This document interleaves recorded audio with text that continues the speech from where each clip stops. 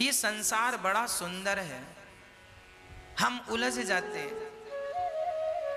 एक मछुआरे ने नदी में जाल डाला, उसके जाल में बहुत सारी मछलियां फंसकर आ गईं।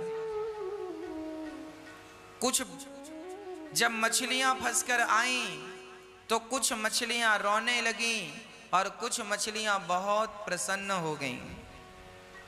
जो मछलियां छोटी थीं वो रोने लगीं और जो बड़ी थीं वो प्रसन्न हो गईं कि आज हम इन छोटी मछलियों को खाकर अपना पेट भरेंगे।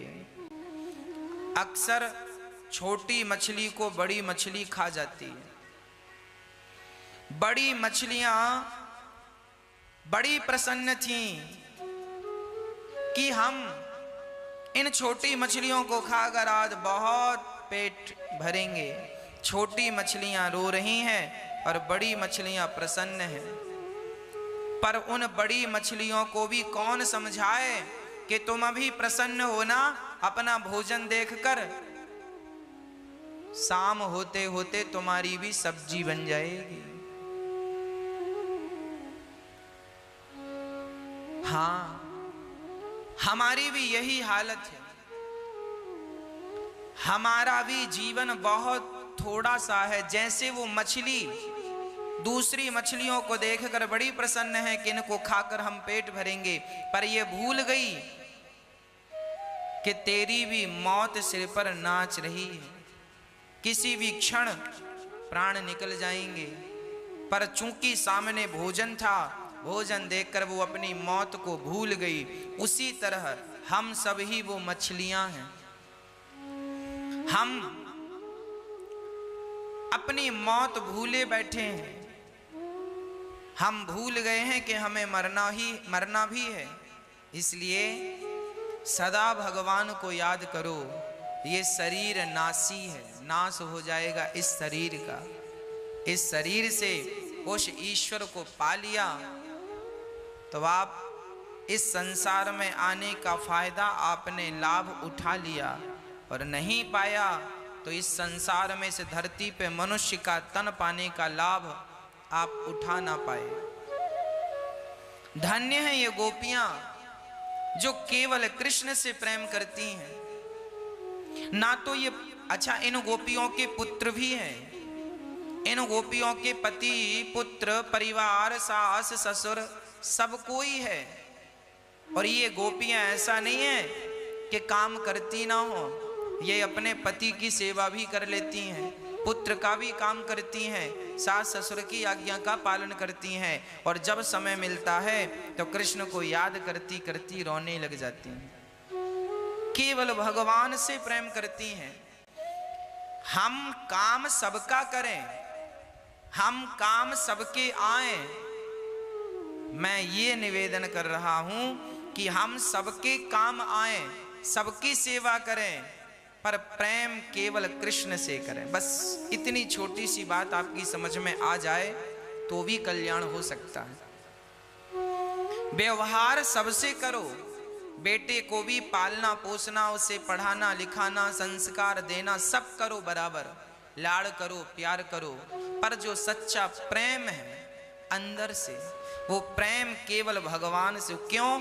ये याद रखना, ना तो आपकी बेटी, ना तो आपका बेटा, ना तो आपका पति, ना तो आपकी पत्नी, ना तो आपका पैसा, ना तो परिवार, कोई काम नहीं आएगा, कोई साथ नहीं देगा। यदि साथ देगा, काम आएगा, तो बस आपका किया पुण्य और आपके द्वारा किया हुआ भगवान का प्रेम। बाहर से संसार में जुड़ो, भीतर से भगवान से जुड़ो, दोनों लोग संतुष्ट रहेंगे। भगवान की भक्ति अंदर से होगी, संसार का व्यवहार बाहर से होगा। जैसे मैंने एक दिन उदाहरण देकर आपको समझाया था कि आप अपने घर में नौकर चाकर रख लो, मालिश करने वाला रखो, कपड़े धुलने वाला रखो, झाड़ू लगाने वाला, भोजन बनाने वाला। ये जो आपके घर के नौकर चाकर हैं, ये सब आपका काम कर देंगे, मालिश भी कर देंगे, आपके कपड़े भी धुल देंगे, आपको नहला भी देंगे। आपके पांव भी दबा देंगे, आपकी सारी सेवा करेंगे, भोजन बना के खिला भी देंगे, बर्तन कपड़े सब धुल देंगे, आपकी सेवा सारी कर देंगे संसार के नौकर चाकर, पर आपसे प्रेम नहीं करेंगे।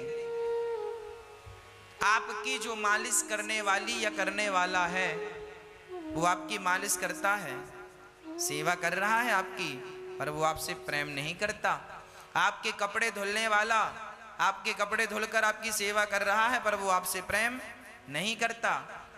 आपके घर भोजन बनाने वाली है, भोजन बनाती है, बनाता है, सेवा करता और करती है आपकी, पर वो आपसे प्रेम नहीं करता या करती। उसी तरह आप भी संसार के लोगों से ऐसा ही व्यवहार करो। आप अपने बेटे की सेवा करो, नहलाओ धुलाओ, बड़ा करो, संस्कारी बनाओ, उसे सेवा करो, जो भी जरूरत है पूरी करो, सेवा सबकी करो, पति की भी सेवा करो, पांव दबाओ, जरूरत जो कहता है वो करो, सबकी सेवा करके सबको संतुष्ट करो, सबको प्रसन्न करो, पर प्रेम इनमें से किसी से मत करो। प्रेम केवल गोविंद से करो, केवल भगवान से प्रेम करो। व्यवहार सबके साथ निभाना चाहिए, पर प्रेम गोपियों की तरह केवल कृष्ण से करना चाहिए।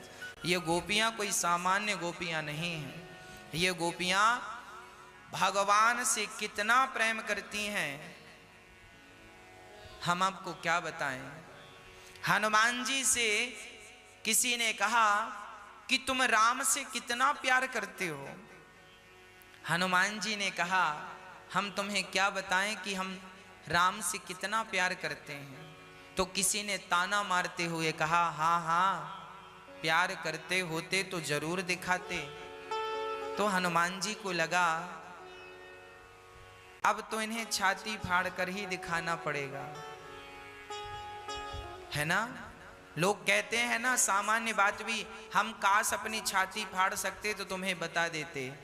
हम लोग तो केवल कहावत कहते हैं, मुहावरा कह देते हैं, पर हनुमान जी ने छाती फाड़कर सचमुच दिखा दिया जगत के लोगों को। देख लो, मैं इतना प्रेम करता हूं राम से कि एक राम बाहर बैठे हैं सिंहासन पर और एक सीताराम मेरे हृदय में बैठे हैं। एक क्षण के लिए मैं राम और सीता के बिना नहीं रह सकता। मैंने अपने प्रेम के बल पर, हनुमान जी ने प्रेम के बल पर सीताराम को अपने अधीन कर रखा है, हृदय में बिठा रखा है। अब बताओ, क्या हनुमान जी के पास धन दौलत की कमी? आज जिस धन दौलत के पीछे हम लोग भागते हैं, क्या हनुमान जी को इस दौलत की कमी थी? वो भी बढ़िया विवाह कर लेते। उनके पास तो अष्ट सिद्धि थी, अष्ट सिद्धि, नवनिधि के दाता, असवर दीन जानकी माता। हनुमान जी के पास 8 प्रकार की सिद्धियां थी, है ना। ये सिद्धियां क्या होती हैं? अणिमा, महिमा, गरिमा, लघिमा, पात्री, प्राकाम्य, इंशित्व और वशित्व, ये 8 सिद्धियां होती हैं, अष्ट सिद्धि, है ना। ये अणिमा, महिमा, गरिमा, लघुमा, पात्री, ये कौन सी सिद्धियां? इन सिद्धियां, एक सिद्धि आ जाए तो एक सिद्धि से व्यक्ति अपने आप को छोटा कर सकता। हनुमान जी लंका गए तो छोटे बन के गए, मतलब हनुमान जी के पास वो सिद्धि थी कि वो अपने आप को छोटा कर सकते थे। दूसरी सिद्धि है, वो अपने आप को जितना बड़ा करना चाहें वो बड़ा कर सकते हैं। हनुमान जी बड़े कर सकते हैं अपने आप को। हनुमान जी चाहें तो कुबेर का खजाना भी अपने अधीन कर सकते थे। इतनी शक्ति हनुमान जी के अंदर थी, इतना कुछ था। नवनिधि, अष्ट सिद्धि, नवनिधि के दाता। हनुमान जी के पास 9 निधि। 9 निधि कौन कौन सी होती हैं? रिद्धि, सिद्धि, तुष्टि, पुष्टि, श्री, लाभ, शुभ, आमोद और प्रमोद। ये 9 गुण हैं, नवनिधि हैं, अष्ट सिद्धि, नवनिधि के दाता। तो हनुमान जी सब कुछ जानते थे, उनके पास रिद्धि सिद्धि की कमी नहीं थी। अरे इंद्र का वैभव भी हनुमान जी के आगे तुच्छ है। करोड़ों इंद्र का वैभव हनुमान जी चाहें तो चुटकियों में खड़ा कर सकते हैं, पर धन्य है वो हनुमान जी, सारी धन दौलत को छोड़कर, सारी रिद्धि और सिद्धि को छोड़कर केवल राम राम जपते हैं, क्योंकि हनुमान जी जानते हैं कि राम नाम ही सारी सिद्धियों को देने वाला है। जो सिद्धियों के पीछे भागता है उसके राम छूट जाते हैं, और जब राम छूट जाते हैं तो ना सिद्धि मिलती है ना राम मिलते हैं। और जो राम के पीछे भागता है सिद्धियां तो उसके पीछे पीछे भागने लगती हैं, उसे सिद्धियों के पीछे भागने की जरूरत नहीं पड़ती। इसलिए मेरी आप सबसे एक छोटी सी विनती है, संसार के पीछे भागा ना जाए। संसार के पीछे भागने से कोई लाभ नहीं, भागना ही है तो भगवान राम के पीछे भागा जाए। इस धरती पे हम मेहनत कर करके जितना जोड़ते हैं कमाते हैं सब धरा रह जाता है। लोग भूल जाते हैं कि तुम्हारे द्वारा किया पुण्य और पाप तुम्हारे साथ जाना है। इसलिए केवल भगवान को याद करके उनका चिंतन करके केवल पुण्य बढ़ाया जाए, पाप में मन कभी धोखे से ना लगाया जाए, अहरनिश परमात्मा का चिंतन किया जाए, तब ये 84 के चक्कर से निकलकर आप गोविंद की शरण में जाएंगे। अन्यथा ये जन्म और मृत्यु का ये कुचक्र है, ये छोड़ने वाला नहीं। कभी छोड़ता नहीं है। इसलिए केवल गोपियों की तरह भगवान से प्रेम किया जाए, सच्चा प्रेम। प्रेम कैसा होता है? प्रेम की परिभाषा क्या है? प्रेम किसे कहते हैं? एक बार मोमबत्ती जल रही थी, सो आपने देखा हो मोमबत्ती में धागा होता है, चारों तरफ मोम है और धागा है, जलता है धागा और पिघलता है मोम। किसी ने मोम से कहा, अरे मोम, आग तो धागे में लगी है, तुम क्यों रोते हो? जब मोमबत्ती जलती है ना तो वो ऐसे पिघलती है जैसे आंसू गिर रहे हो। जरा गौर से देखेंगे तो मोम जब जलता है, मोमबत्ती जलती है तो आंसू जैसा टपकता है। मोमबत्ती जलती है तो आंसू जैसा टपकता है। किसी ने कहा, आग तो धागे में लगी है मोम, तुम क्यों रो रही हो? तो मोम ने कहा कि धागा हमारे भीतर है और जिसे दिल में बसाए हैं उसको जलता हुआ थोड़ी देख सकते हैं। धागा जल रहा है क्योंकि बसाया तो हमने उसे अपने भीतर है, दिल में जिसे स्थान दिया है उसे जलता हुआ कैसे देख सकते? इसलिए मोम पिघल रहा है। प्रिय भक्तों, सच्चा प्रेम यही है, अपने प्रेमी के प्रसन्नता में अपने आप को प्रसन्न रखना, अपनी कोई इच्छा ना करना। भगवान से जब हम प्रेम करेंगे तो भगवान जो चाहें वो करें, हमारी अपनी कोई मर्जी ना हो। भगवान का कहें कि तुम जियो तो हम जिएंगे, भगवान कहें तुम मरो, यदि हमारे मरने से भगवान की प्रसन्नता है तो हम मरकर भी उन्हें प्रसन्न कर लेते हैं, क्योंकि हमारी अपनी मर्जी से तो कुछ होना नहीं। हमारे पेट भर के खाने में भगवान प्रसन्न है तो हम पेट भर के खाएं, और आज रोटी की भी व्यवस्था नहीं है, आज हम भूखे हैं, तो समझ लो कि इसमें ही ईश्वर की मर्जी है। तो इस मर्जी में भी अपनी मर्जी मिलाकर उन्हीं को याद, हम भूखे हैं 2 दिन से, माना कि हम 2 दिन से भूखे हैं, तो हमें ये समझ लेना चाहिए कि विधाता यही चाह रहे हैं कि हम भूखे रहें। उनकी मर्जी के बिना पत्ता नहीं हिलता। हम आज भूखे हैं तो कोई बात नहीं, हम भूखे हैं फिर भी उन्हें याद करेंगे। ऐसा नहीं कि हम भूखे हैं तो भगवान हम तो तुम्हारा इतना भजन किया और तुमने तो रोटी भी नहीं दी। भगवान प्रभु यदि मेरे को आज आप भूखा रखना चाहते हैं, मैं आपकी प्रसन्नता में प्रसन्न हूं, कोई शिकायत ना हो रत्ती भर भगवान से। यही सच्चा प्रेम है। और हम भगवान से शिकायत करते हैं, जहां शिकायत है वहां प्रेम नहीं है, और जहां प्रेम है वहां शिकायत नहीं है। संसार के लोग ऐसे हैं कि वो प्रेम करेंगे आपसे तो आपको अपने अनुसार चलाना चाहेंगे। यदि आप उनके अनुसार चलते हैं तो वो बड़ा अच्छा व्यवहार आपके साथ करते हैं, और आप जरा उनके अनुसार ना चलें तो मुंह फुलाकर बैठ जाते हैं। इसका मतलब ये सच्चा प्रेम नहीं है।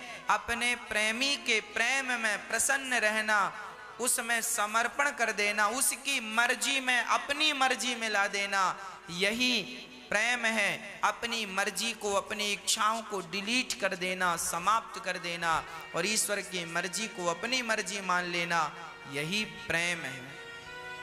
गोपियां कृष्ण से मिलने चाहती। वृंदावन से मथुरा कोई ज्यादा दूर नहीं है। वृंदावन का आदमी आज दिन में 10 चक्कर मथुरा के लगाता है।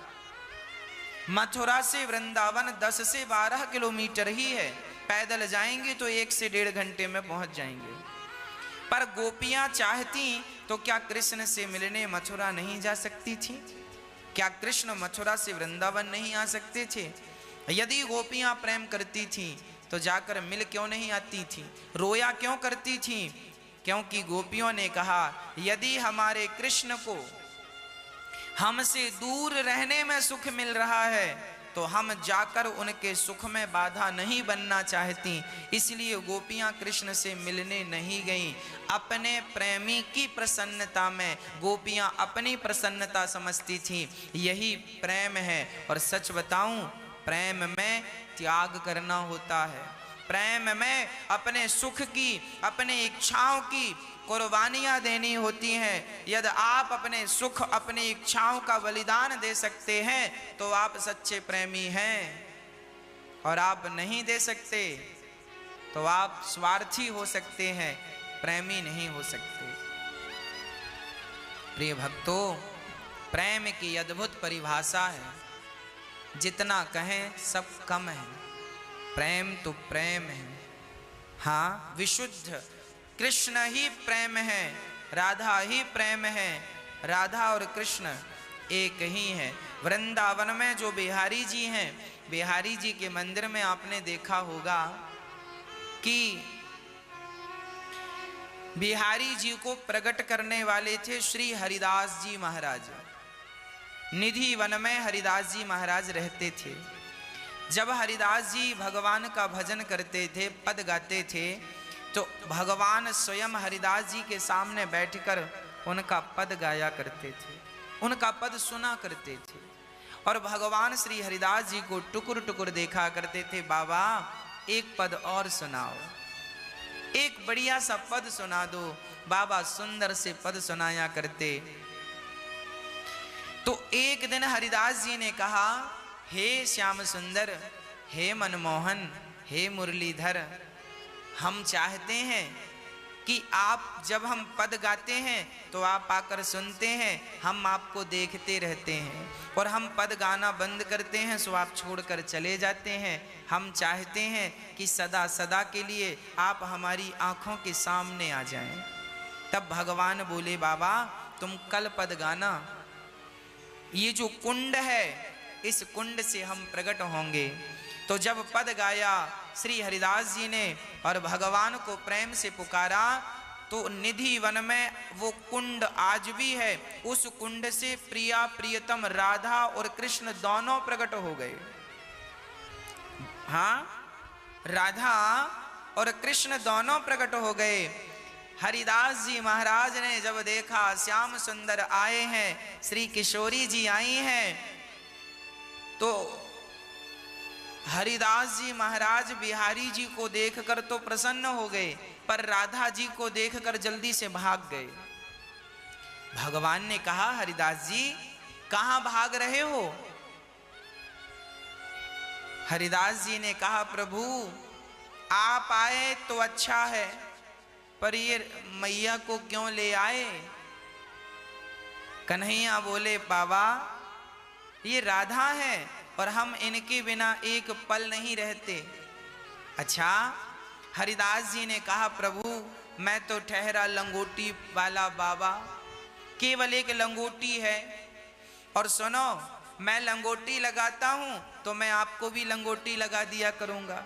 जो मैं खाता हूं चना चवैना, संत हूं तो मेरे पास तो धन दौलत है नहीं 56 भोग पवाऊं, तो मैं भी आपको चना चवैना भोग लगाऊंगा। पर सुनो ये किशोरी जी हैं, इनको थोड़ी हम लंगोटी लगा सकते हैं, ये तो स्त्री है ना, इनका तो बढ़िया श्रृंगार होना चाहिए, और हमारे पास तो इतना धन नहीं है कि हम श्रृंगार। तो एक काम करो, हम दोनों की सेवा का खर्चा उठा नहीं सकते, तो हमें एक ही मिलो, तुम दो ना रहो, एक हो जाओ। तब श्री श्याम सुंदर ने किशोरी जी को देखा और कहा, सुनो हरिदास जी कह रहे हैं कि वो केवल एक को रखना चाहते हैं। तो राधा जी से श्याम सुंदर ने कहा, प्रभु तो ऐसा करो कि मैं आपके बिना तो रह नहीं सकती और आप मेरे बिना रह नहीं सकते। तो राधा रानी बिहारी जी के भीतर समा गई और दो के एक हो गए। इसलिए आज भी बिहारी जी का श्रृंगार, अंदर से गोपी की ड्रेस पहनते हैं आज भी बिहारी जी, और ऊपर से बिहारी जी अपनी ड्रेस पहनते हैं। आज भी बिहारी जी को दो ड्रेस पहनाई जाती है, आज भी दो वस्त्र पहनाए जाते हैं, आज भी ठाकुर जी लहंगा पहनते हैं, बिहारी जी चुनरी डालते हैं, क्योंकि बिहारी जी ही राधा हैं और बिहारी जी ही कृष्ण हैं। दो प्रकट हुए थे, पर हरिदास जी भक्तों के कहने के कारण भगवान दो के एक हो गए, राधा और कृष्ण दोनों एक हो गए, और वही एक स्वरूप श्री राधा जी और कृष्ण आज बिहारी जी के रूप में हैं। आज भी बिहारी जी में जब करवा चौथ आती है ना, तो ठाकुर जी का पूरा श्रृंगार गोपी का होता है, भगवान साड़ी पहनते हैं, भगवान बहुत सारे उत्सव आते हैं बीच बीच में, तब भगवान श्री कृष्ण बिहारी जी पूरी गोपी के अर्थात श्री राधा रानी के रूप में होते हैं। तो बिहारी जी ही राधा हैं और बिहारी जी ही कृष्ण हैं, दोनों एक हैं। अर्थ क्या निकला? भगवान अपने भक्तों से इतना प्रेम करते हैं कि उनके लिए खड़े हो जाते हैं कि मैं तुम्हारे कारण खड़ा हूं। आज बिहारी जी यदि खड़े हैं तो केवल श्री हरिदास जी के प्रेम के कारण खड़े, आज भी खड़े हैं। क्या अर्थ निकला? भगवान अपने भक्तों से प्रेम करते हैं। हरिदास जी ने कहा, प्रभु अब आप यूं ही रहकर तमाम कलयुग के भक्तों को दर्शन देकर कृतार्थ करते रहिएगा। बिहारी जी का दर्शन कोई कर ले तो जीवन सफल हो जाता है। प्रिय भक्तों, बड़ भागी हैं हम सब कि हमें बिहारी जी का दर्शन होता है। हम बड़ भागी हैं कि हम भारत की भूमि में प्रकट हुए हैं, जन्म लिए हैं, और भारत की धरती पर जहां स्वयं बिहारी जी हैं, जहां स्वयं जगन्नाथ जी भगवान हैं, जहां स्वयं राधा रमण जी हैं, जहां स्वयं भगवान द्वारिकाधीश हैं, जहां भगवान रामेश्वरम हैं, जहां भगवान विट्ठलनाथ जी हैं, जहां स्वयं भगवान खाटू श्याम सावरिया सेठ, अनेक अनेक रूपों में भगवान विराजमान होकर चारों तरफ अपने भक्तों को आह्लादित अर्थात प्रसन्न करते हैं। इसलिए कहता हूं कि जगत से नाता तोड़कर जगन्नाथ से नाता जोड़ लो। वह एक ही अनेक रूपों में अनेक भक्तों के कारण वहां खड़े होकर दर्शन दे रहे हैं। यदि भगवान केवल वृंदावन में बिहारी जी के रूप में रहते तो वृंदावन के आसपास के लोग तो बिहारी जी का लाभ ले लेते दर्शन करके, पर बेचारे महाराष्ट्र के भक्त कैसे आते, उनके लिए तो ये दूर पड़ता। तब बिहारी जी ही एक रूप में स्वयं वहां पर विट्ठल नाथ के रूप में, विट्ठल भगवान के रूप में महाराष्ट्र के भक्तों के सामने बैठ गए। मैं वहां भी रहूंगा। तो भगवान को लगा फिर राजस्थान के भक्त कैसे आएंगे। तो पहले इतना साधन तो था नहीं कि आप तो कोई भी रास्ता 1 घंटे का, 2 घंटे का, 12 घंटे का है ना। फ्लाइट से जाएंगे 2 घंटे में, ट्रेन से जाएंगे 12 और 24 घंटे का। राजस्थान के भक्तों के लिए भगवान श्री नाथ जी नाथ द्वारा में बैठ गए।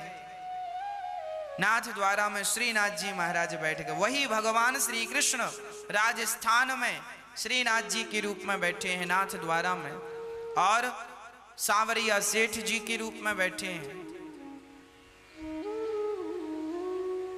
तो वही भगवान अब गुजरात के भक्त तो बेचारे समुद्र के किनारे हैं, द्वारिका समुद्र के तट पर है। तो गुजरात के भक्तों को भी भगवान मिल जाएं सहज में, तो भगवान एक रूप में गुजरात में जाकर बैठ गए। एक रूप में भगवान गुजरात में द्वारिका नाथ द्वारिकाधीश के रूप में बैठ गए। और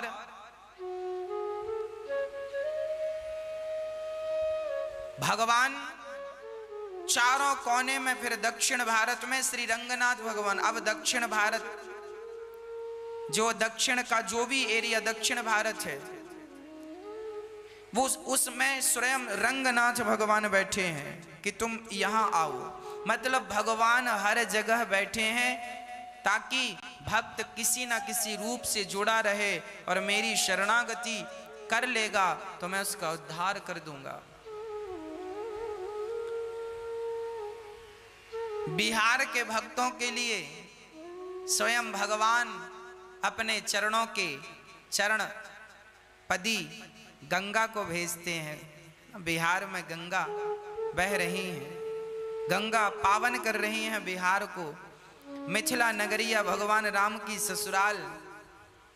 बिहार के लोगों को भगवान ने इतना प्यार दिया, ये सब ससुराल के लोग हैं। बिहार के लोग भगवान श्री राम की सीता पक्ष के लोग हैं। मतलब एक जगह माता सीता आई कि तुम हमसे जुड़ जाओ, मिथिला से जुड़ जाओ, इसी बहाने तुम माता सीता के चरणों में प्रेम, भगवान राम के चरणों में प्रीति बनाए रखना।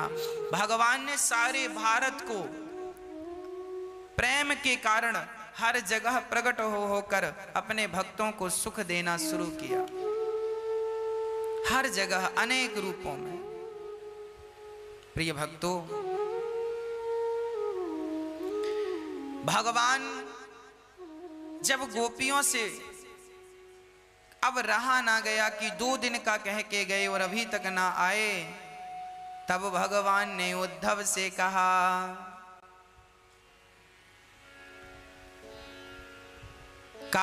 घनश्याम ने उद्धव से वृंदावन जरा जाना, वहां की गोपियों को ज्ञान का कुछ तत्व समझाना।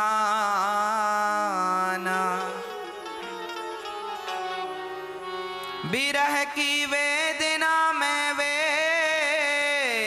सदा बेचैन रहती हैं, तड़प कर आह भरती हैं और रो रो कर ये कहती हैं। गोपियां कहती हैं, है प्रेम जगत में सार और कुछ सार नहीं। मन कर ले प्रभु से प्यार और कुछ सार नहीं। भगवान ने उद्धव से कहा, जाओ मेरी गोपियों को संदेशा सुनाओ। धन्य है ये गोपियां जो भगवान से प्रेम करके अपना जीवन सफल बना रही हैं। रोना भी भगवान के लिए। दशरथ जी महाराज के बारे में गोस्वामी जी लिखते हैं, जन्म मरण फल दशरथ पावा। उसी का मरना सफल है जो भगवान से प्रेम करता हो और भगवान की याद में मर जाए। उन्हीं का जीना सफल है जो भगवान के लिए जी रहे हैं। नहीं तो यूं जिंदगी भोग विलास में, तो देखो बंदर और कुत्ता और बिल्ली भी भोग विलास में अपना जीवन व्यतीत कर रहे हैं। इस संसार में आने का उद्देश्य केवल इतना है कि किसी भी विधि से, किसी भी प्रकार से गोविंद के चरणों में प्रीति हो जाए। एक पिता ने अपने बेटे को 100 रुपए देकर उसे बाजार भेजा। बेटा जाओ, 100 रुपए दे रहा हूं, बढ़िया ताजे ताजे फल आ गए हैं, जाओ ताजे ताजे फल लेकर आओ। बेटा 100 रुपए लेकर बाजार गया। एक मंदारी बंदर को नचा रहा था, नाच बंदर नाच। ये बालक जो 100 रुपए लेकर गया था, ये व्यक्ति वहां खड़ा होकर बंदर का नाच देखने लगा। इतना मग्न हो गया उस नाच को देखने में कि इसका सारा समय खत्म हो गया उस बंदर के नाच देखने में। खेल खत्म हुआ तो बंदर ने कटोरा उठाया, सबसे मांगा। तो ये सज्जन जिसे पिता ने बाजार भेजा था फल लाने को और 100 रुपए दिए थे, इसके पास 100 रुपए थे। ये उस बंदर के नाच देखकर इतना इम्प्रेस हुआ कि अपने 100 रुपए बंदर के कटोरे में डाल दिया। मंदारी पैसे लेकर चला गया। अब ये आगे बढ़ा तो इसे याद आया कि पिता ने मुझे बाजार क्यों भेजा, फल लाने भेजा। बाजार की तरफ गया, फलों की दुकान की तरफ। तब तक दुकान बंद होने का समय आ गया। सारी दुकानें बंद होने को आई। तभी एक साधु मिले, देखा कि ये बालक परेशान है। पूछा, बालक क्यों परेशान है?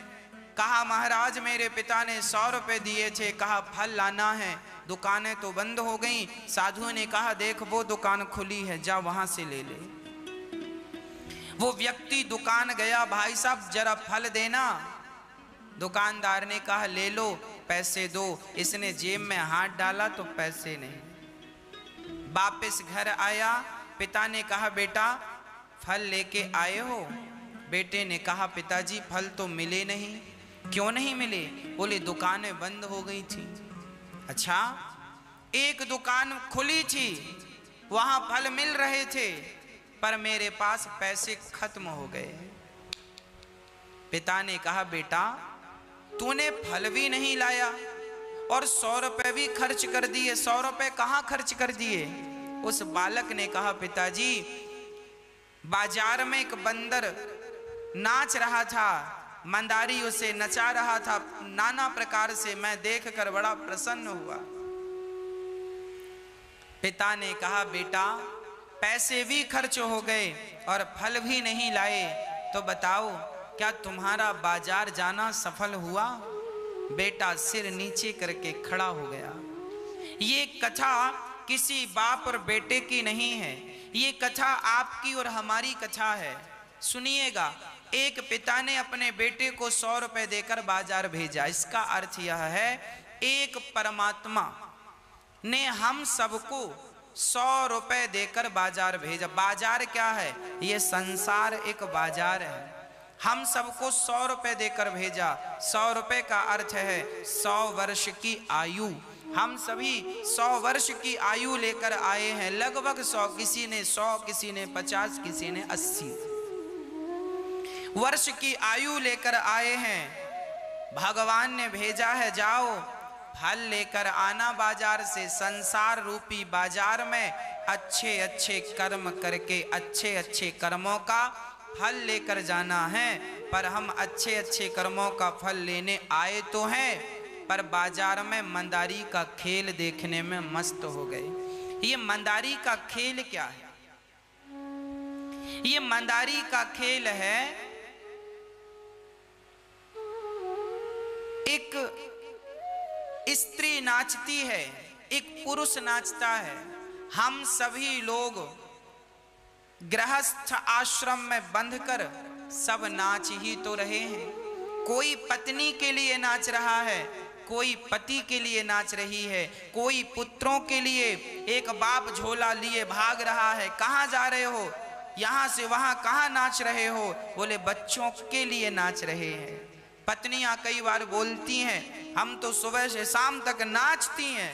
अर्थात हम सभी व्यक्ति बंदर की तरह नाच रहे हैं, अपने परिवार के लिए, अपने प्रतिष्ठा के लिए, अपने पद के लिए, अपने ऐश्वर्य के लिए नाच रहे हैं। और इसी नाच में, इसी नृत्य में पत्नी, पुत्र, परिवार में सारा पैसा खर्च हो गया, सारा पैसा अर्थ, सारी उम्र खत्म हो गई।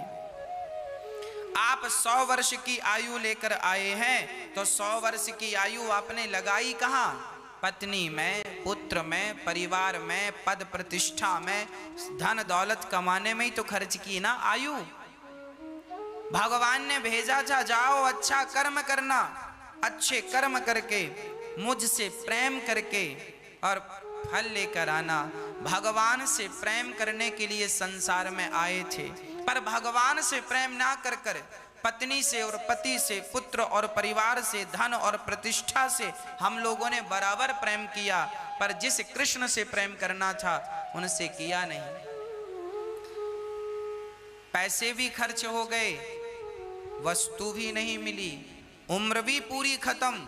और जिस काम को आए थे भगवान से प्रेम करने, पुण्य की गठरी बांधने, पुण्य का फल कमाने, पुण्य का फल पाने, वो मिला नहीं। बस संसार में ही उलझे उलझे मर गए। इसी को लोग जिंदगी कहते हैं। अरे ये जिंदगी नहीं है। वो व्यक्ति जिसने भगवान से प्रेम नहीं किया, वो क्या जाने कि जीवन क्या था। जीवन का असली स्वाद तो उसने लिया ही नहीं। उसने तो भोगों को ही स्वाद मानकर उन्हीं में उलझा रहा, उन्हीं में उलझा रहा। इसलिए गोपियां कहती हैं, है प्रेम जगत में सार और कुछ सार नहीं, मन कर ले प्रभु से प्यार और कुछ सार नहीं। कहा घनश्याम ने उद्धव से वृंदावन जरा जाना, वहाँ की गोपियों को ज्ञान का कुछ तत्व समझाना।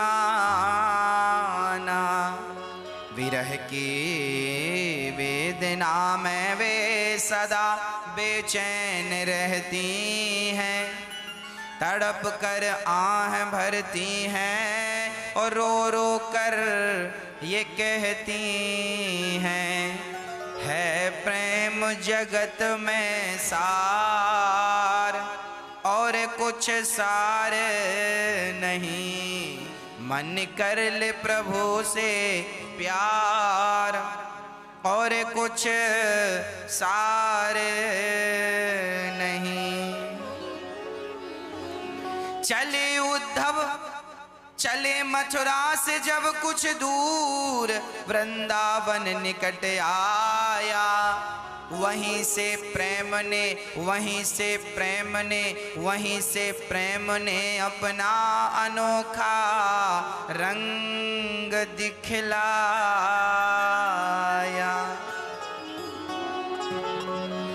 बिटप झुक कर ये कहते हैं इधर आओ इधर आओ।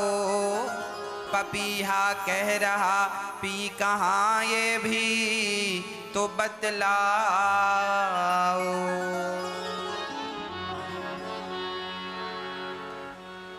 नदी यमुना की धारा शब्द हरिहर का सुनाती है।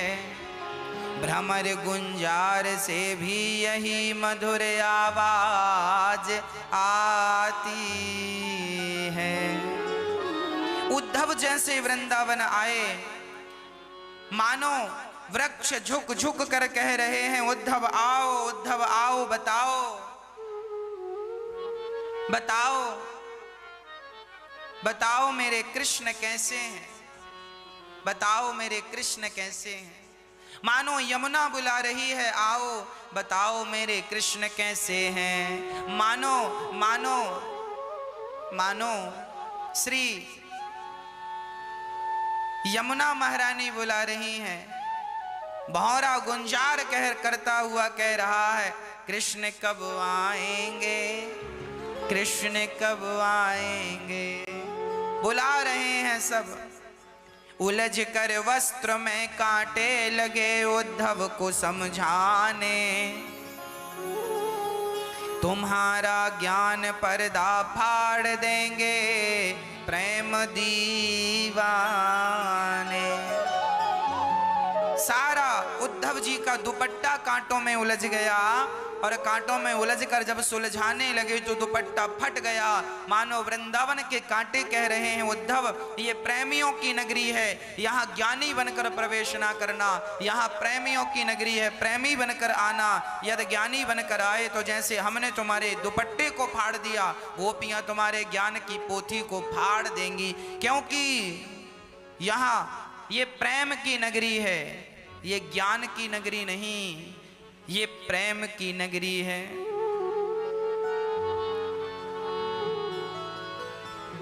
कहा जब भगवान श्री कृष्ण का संदेशा लेकर उद्धव जी वृंदावन आए तो मां यशोदा का पता उद्धव जी पूछते हैं भैया वृंदावन में सब शांत हैं, मानो वृंदावन रो रहा है कृष्ण की याद में। ब्रजवासी रो रहे हैं कृष्ण की याद में, कोई बात नहीं करने को तैयार। सबकी आंखें गीली हैं और सब बस मथुरा की तरफ देख रहे हैं कब आएंगे कृष्ण। उद्धव जी किसी से कहते हैं भैया क्या हमें यशोदा माँ के घर का पता प्राप्त हो सकता है। तो पूछा उसने कि तुम कौन हो और क्या करोगे यशोदा को जानकर। बोले हम कृष्ण के मित्र हैं, संदेशा लाए हैं। अच्छा वो व्यक्ति कोई और नहीं मधुमंगल था। दौड़ पड़ा सुनो मैया। माँ यशोदा बस कृष्ण के प्रेम में इतनी व्याकुल थी प्राण निकल जाएंगे। और जब उद्धव को देखा तो कुछ जान आई।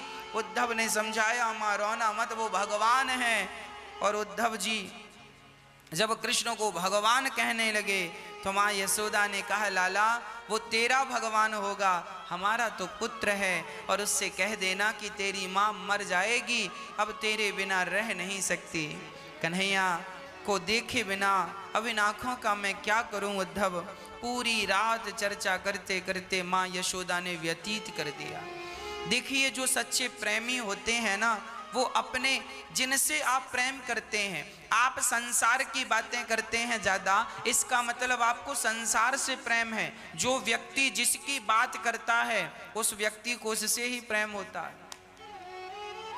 कोई स्त्रियों की बात करे तो वो स्त्रियों का प्रेमी है, कोई पुरुषों की बात करे वो पुरुष का प्रेमी है, कोई पड़ोसियों की बात करे तो वो उसका प्रेमी है। आप जिनकी ज्यादा बात करते हैं आपका मन उन्हीं के पास होता। इसीलिए मैं कहता हूं किसी की बात ना करके केवल कृष्ण की बात की जाए, केवल कृष्ण की चर्चा की जाए, तब ये स्पष्ट होगा कि हम कृष्ण से प्रेम करते हैं। अन्यथा हमारा प्रेम संसार में लगकर हमने संसार के लोगों से प्रेम किया तो क्या किया।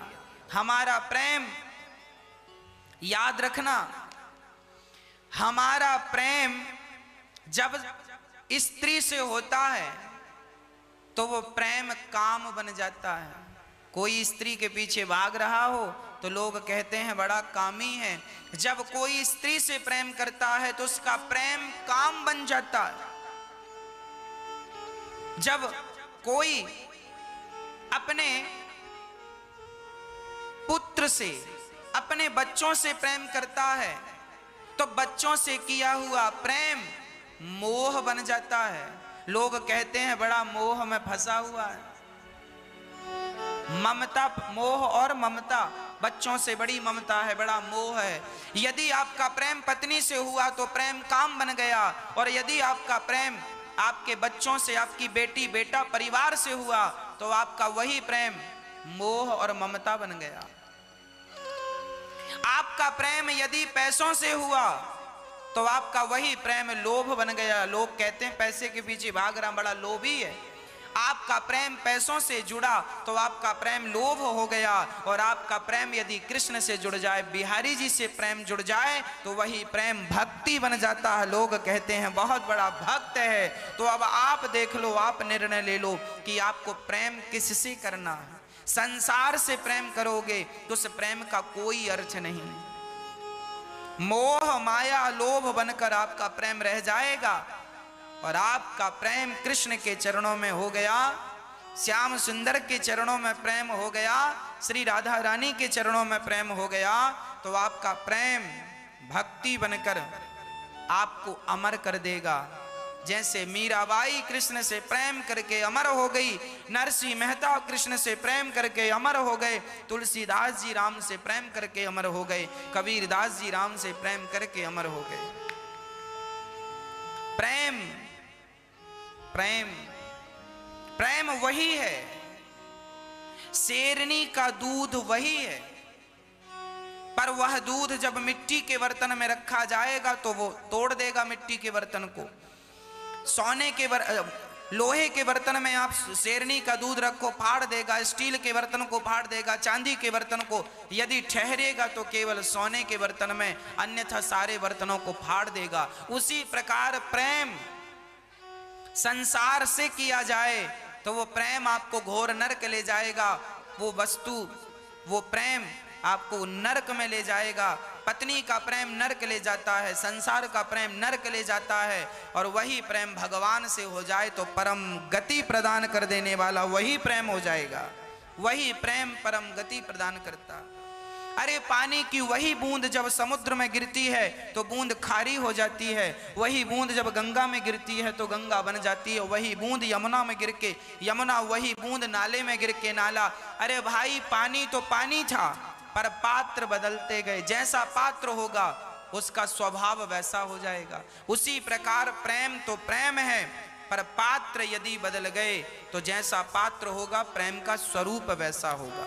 यदि प्रेम संसार से किया जाएगा तो वो प्रेम दो कौड़ी का रह जाएगा, और प्रेम भगवान से किया जाएगा तो जैसे पानी जब बरसता है, स्वाति नक्षत्र का पानी गिरता है, और वो स्वाति नक्षत्र का पानी यदि सीपी में गिर जाए समुद्र के भीतर तो वो सीपी में गिरने से वो पानी मोती बन जाता है।